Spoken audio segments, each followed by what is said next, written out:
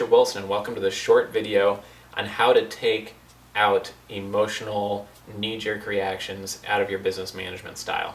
This is an important topic that isn't covered in any business management textbook I've ever seen. It's not covered within some of the required readings we have within our business management and CEO training programs. So I just wanted to cover this real quick because I think it's a really important aspect and it's something that impacts everybody.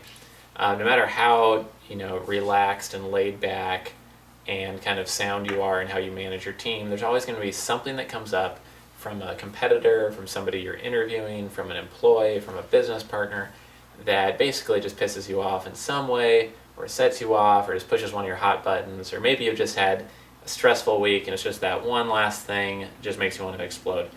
And so there are some tricks you can use to kind of manage reacting poorly in an emotional reaction type environment. They can really hurt your career long term. It can make you lose an employee, lose a business partner, or just hurt your progress or your relationship with people on your team. So I'm just giving you some really quick tips and tricks on how to prevent that from happening so that when it comes up, you know how to deal with it and you have a couple of tools for fighting against that.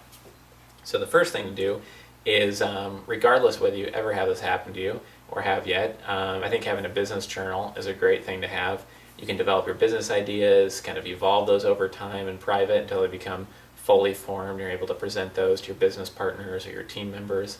When troubling things come up, you can talk about it in your business journal, kind of get it out there, develop those ideas, and by writing them down, you might automatically think of a possible solution maybe to what that problem was, or just see that maybe it's not a problem at all. So it can help you kind of evolve your thinking that way.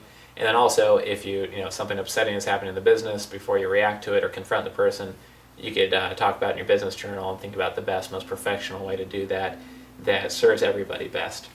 Another thing you can do is talk to your peers or a trusted business advisor, maybe somebody on your board of advisors or a business friend that works in the industry. Tell them what happened, the short version in 2 to 5 minutes, basically what happened on a high level, if that's ever happened to them, what they think the best business decision or reaction would be. That would be win-win for everybody involved. And then, see what their advice would be. Do that with 1 or 2 people. Don't go around asking 50 people or everybody in your company, and try not to talk about other people behind their back or backstab. Just try to get an objective opinion on what the best next step would be to address that situation. And my last tip here, which is probably the most important tip and the point of creating this video module for you, is as a business manager, you have to realize that you need to treat everybody as an individual, and they're all going to have different needs and strengths and weaknesses, and nobody's ever going to be a perfect employee or a perfect member of the team. They're always going to be bad at a few things, just like you're bad at a few things, I'm bad at a few things. So no one's ever going to be perfect, and you also have to realize that while you need to treat them like an individual, they're also a business asset. They're also a thing which helps your business grow and meet your objectives and goals. And you have to balance criticizing, chastising, punishing, firing people either too soon or at the wrong time for your business. Because when you look at them as an individual, you might feel bad firing them, or punishing them. You might just feel bad because maybe they don't know better, they don't have much business experience, they don't know what they did was definitely wrong. On the other hand, you might say, lots of advice, including business management materials we require in our training programs, is be quick to fire, slow to hire, or be very proactive on getting people off your team if they're definitely not a fit with your culture or they're not aligned with your goals and vision.